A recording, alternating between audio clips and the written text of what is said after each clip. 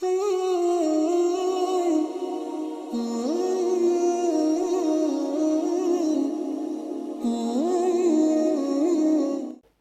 وقت امت مسلمہ جس اضطراب اور پریشانی میں مبتلا ہے، اور یوں سمجھ لیجئے کہ اس ارض مقدسہ کی کیفیات اور اطلاعات اور روزانہ کی اخبار اور روزانہ کے حالات جب سامنے آتے ہیں تو ہر مسلمان کا دل غمگین ہوتا ہے، ہر مسلمان کا دل غمگین ہوتا ہے، آدمی خون کے آنسو روتا ہے، تنہائیوں میں انسان سوچتا ہے کہ میں کیا کر سکتا ہوں، ایسا کیوں ہو رہا ہے؟ یا اللہ، یہ محمد رسول اللہ صلی اللہ تعالی علیہ وسلم کی امت یہ کیوں پس رہی ہے، یہ کیوں پٹ رہی ہے؟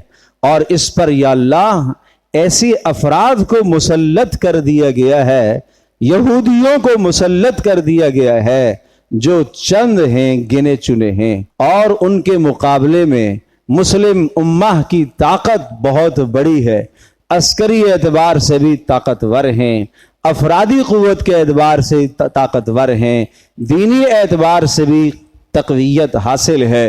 ان سب کے باوجود اللہ نے ایک ذلیل، ایک پست، ایک رسوا قوم کو امت مسلمہ پر جو مسلط کر دیا ہے، کیوں کر دیا ہے؟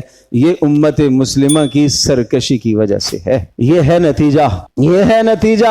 امت مسلمہ جب سرکشی کرے گی، اللہ کے حکم سے بغاوت کرے گی اور اللہ کے حکم کو چھوڑ کر اپنے دشمنوں کی زندگی کو اپنائے گی، اور اللہ اور اس کے رسول صلی اللہ تعالی علیہ وسلم کے جو دشمن ہوں گے ان کی طرز زندگی کو اپنائے گی، تو اللہ انہی کا مقروض کر دے گا تمہیں، اللہ تمہیں انہی کا مقروض کر دے گا۔ فرد فرد ملک کا، ملک پاکستان کو وہ استحکام حاصل نہیں ہے، ایک ایک فرد کیا ہے، بچہ پیدا ہوتے ہی قرضے میں جھگڑا ہوا ہے۔ کس کس کو آدمی روئے؟ کہاں امت مسلمہ کی بہتری کو آدمی تلاش کرے؟